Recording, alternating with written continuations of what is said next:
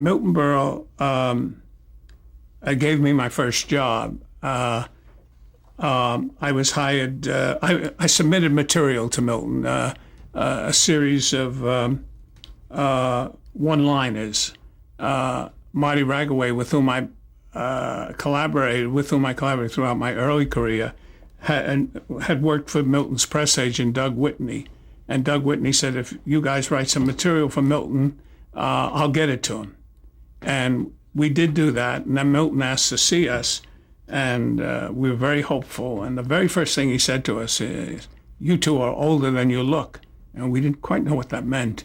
And he said, this first joke is about 100 years old. And we were chagrined to us we had written it. But he liked the material. And he did hire us to write special material for him. And then he asked me to travel with him. And I would write jokes that fit whatever place he was playing. They take advantage of the city, the ambience. And he was a marvelous mentor. And Milton was probably the most respectful comedian as regards writers. He was prideful about having good writers. Most comedians in those days hated the dependency upon writers, so they seldom hired one or two. They hired a clump, and that way they could have a feeling of independence. They weren't beholden to any one individual.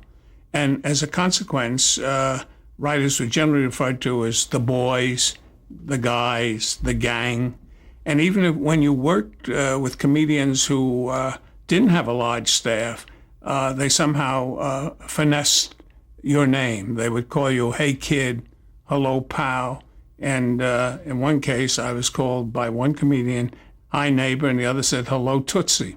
He had yet to happen in radio or television. He had had some minor skirmishes with radio, but he was in Broadway plays then primarily. He was in a play called Springtime in Brazil, and you know you're not allowed to change any dialogue. The playwright is the most prestigious person involved, and his words are sacred. So Milton didn't like a lot of the script, so we wrote ad-libs continuously for him. And there was never anything on paper.